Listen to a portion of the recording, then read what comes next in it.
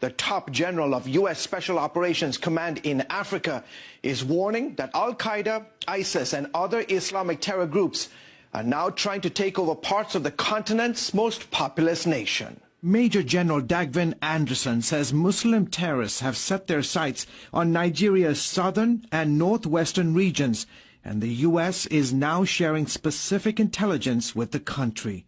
So this intelligence sharing is absolutely vital, and we stay fully engaged with the government of Nigeria to provide them an understanding of what these terrorists are doing. Their goal?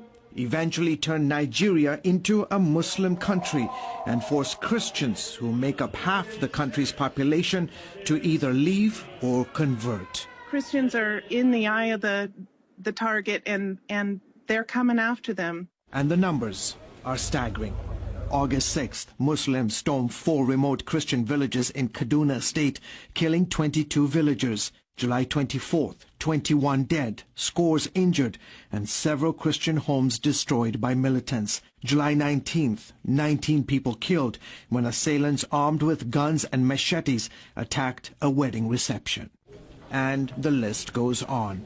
Leading human rights groups say what's going on in Nigeria is a genocide. If you look at what's happened on the last 20 years, George, it's just massive number of attacks against Christians.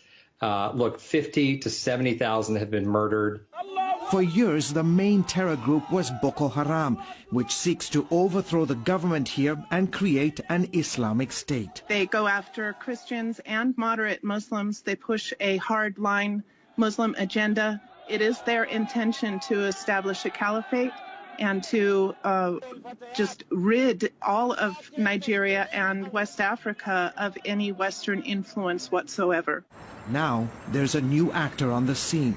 In Nigeria's so-called Middle Belt region, where the Muslim north meets the Christian south, a terror group made up of Muslim Fulani herders are killing thousands of Christians.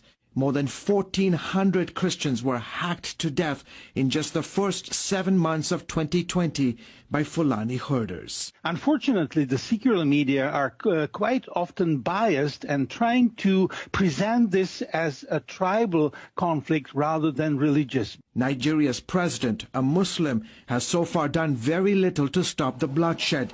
His police and army are also mostly made up of Muslims. The attackers are never captured. They are not prosecuted. The security services respond very slowly. A full day can go on with attacks happening and no security shows up. And frequently, the government officials will provide cover. Helpless and vulnerable to almost daily attacks, leading Catholic bishops are now urging Nigerian Christians to defend themselves. Human rights groups are asking the White House to appoint a special envoy to help end the persecution of Christians in Nigeria.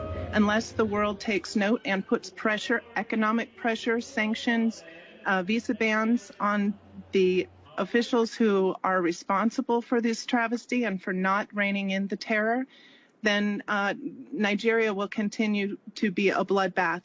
Meanwhile, King's Group is helping more than 3,000 Christians who lost their businesses, homes, farms, or land to Boko Haram and Fulani militant attacks.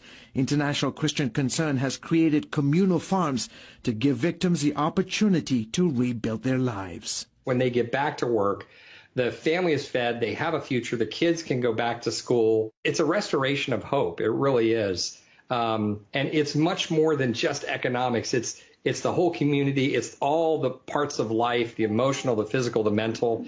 It means a lot to them. ICC and so many